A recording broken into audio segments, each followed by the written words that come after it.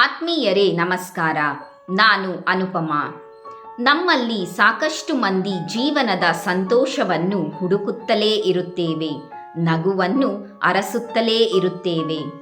ಇದಕ್ಕೆ ನಾನಾ ಕಾರಣಗಳಿರಬಹುದು. ಈ ಕಥೆಯನ್ನು ಕೇಳಿದಾಗ ಆ ಕಾರಣಗಳಲ್ಲಿ ಈ ಕಾರಣವೂ ಒಂದು ಎಂದು ಸ್ವಲ್ಪ ಮಂದಿಗಾದರೂ ಅನ್ನಿಸಬಹುದು. ಒಂದು ತರಗತಿಯಲ್ಲಿ ಒಬ್ಬ ಶಿಕ್ಷಕರು ಪಾಠ ಮಾಡುತ್ತಿರುತ್ತಾರೆ. ಆ ಸಂದರ್ಭದಲ್ಲಿ ಅವರು ಮಕ್ಕಳಿಗೆ ನಾವು ಎಂತಹದ್ದೇ ಕಷ್ಟ ಬಂದರೂ ನಗುನಗುತ್ತಿರಬೇಕು ಎಂದು ಹೇಳುತ್ತಾರೆ. ಆಗ ಮಕ್ಕಳೆಲ್ಲರೂ ಶಿಕ್ಷಕರಿಗೆ, ಸರ್, ನಾವು ಎಂತಹದ್ದೇ ಕಷ್ಟದಲ್ಲೂ ನಗಲು ಹೇಗೆ ಸಾಧ್ಯ?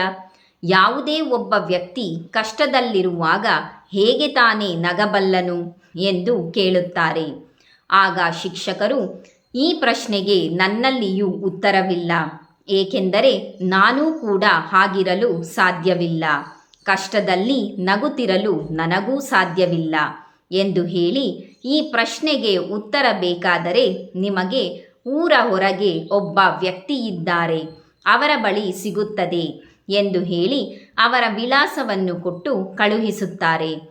ಮಕ್ಕಳು ಆ ವ್ಯಕ್ತಿಯ ಬಳಿಗೆ ಹೋದಾಗ ಅವರು ಅಲ್ಲಿ ಕಾಣುವುದನ್ನು ಕಂಡರೆ ಅವರಿಗೆ ಆಶ್ಚರ್ಯವೆನಿಸುತ್ತದೆ. ಆ ವ್ಯಕ್ತಿಯ ಎರಡೂ ಕಾಲುಗಳು ಸಹ ಇರುವುದಿಲ್ಲ. ಆ ವ್ಯಕ್ತಿ ಸಣ್ಣ ವಯಸ್ಸಿನಲ್ಲಿಯೇ ಅಪಘಾತದಿಂದಾಗಿ ತಮ್ಮ ಎರಡೂ ಕಾಲುಗಳನ್ನು ಕಳೆದುಕೊಂಡಿರುತ್ತಾರೆ. ತಮ್ಮ ತಂದೆ ತಾಯಿಯನ್ನು ಸಹ ಸಣ್ಣ ವಯಸ್ಸಿನಲ್ಲಿಯೇ ಕಳೆದುಕೊಂಡಿರುತ್ತಾರೆ.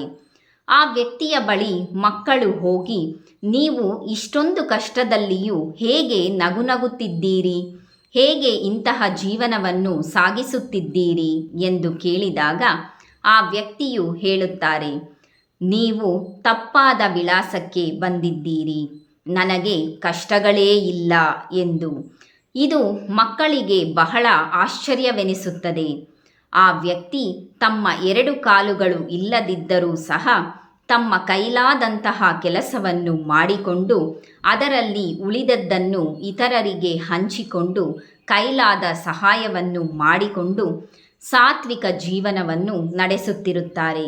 ಹಾಗಾಗಿ ಅವರು ಹೇಳುತ್ತಾರೆ, ದೇವರು ಕರುಣಾಮಯಿ, ನನ್ನನ್ನು ಸದಾ ಸುಖದಿಂದಲೇ ಇಟ್ಟಿದ್ದಾರೆ, ನಾನು ಕಷ್ಟಗಳನ್ನು ನೋಡೇ ಇಲ್ಲ ಎಂದು. ಇದನ್ನು ಕೇಳಿದಾಗ ಮಕ್ಕಳು ಬಹಳಷ್ಟು ಆಶ್ಚರ್ಯಪಡುತ್ತಾರೆ. ಇದರಿಂದ ನಮಗೆ ತಿಳಿಯುವುದೇನೆಂದರೆ, ನಮ್ಮ ಕಷ್ಟಗಳನ್ನು ನಾವು ಕಷ್ಟ ಕಷ್ಟ ಎಂದು ಹೇಳುತ್ತಾ ನಾವು ಸಂತೋಷವನ್ನು ಏಕೆ ಹರಸುತ್ತಿದ್ದೇವೆ ಎಂದರೆ ನಮಗೆ ಕೃತಜ್ಞತೆ ಭಾವನೆಯೂ ಇಲ್ಲ. ನಮ್ಮಲ್ಲಿ ಏನಿದೆಯೋ ಅದನ್ನು ನಾವು ಕೃತಜ್ಞತೆಯಿಂದ ಸ್ವೀಕರಿಸುವುದಿಲ್ಲ.